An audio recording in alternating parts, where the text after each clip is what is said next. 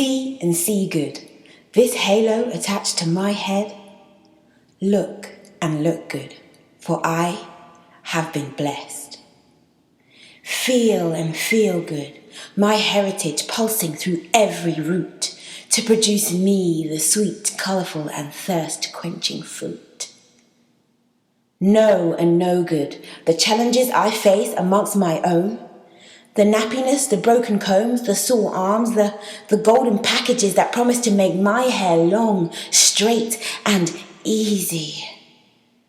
Realize and realize, nothing I come from has ever been easy. Understand, no, overstand. For us to stand here today, no one before us has ever had it easy. Hear and hear good. We've got good hair. Despite long-lasting slave mentality, healthy Afro hair, no matter how picky it is great, good, and beautiful. So it's time to fix up and fix good. This media image of your level of beauty? Unshackle your brain, fam. Look around.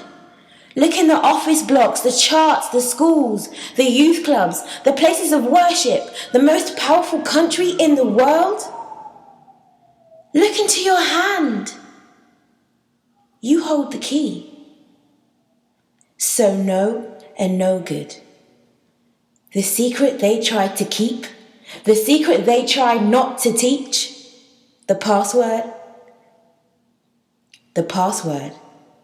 is Afro.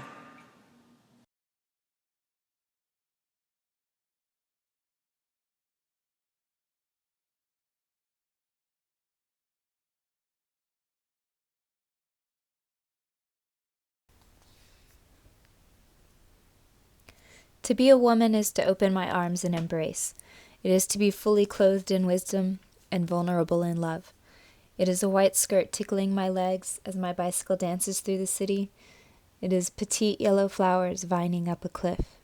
It is the mesmerizing movement of my hips and the power in my breasts.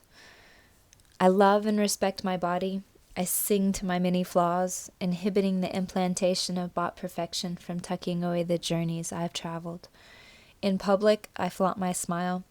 In private, I adore my navel. With its seductive pose in the middle of my body, a North Pole guiding exploration through the peaks and the valleys. I hate my feet, never fitting into a size 7 strappy sandal, always longer than the flare of my pants.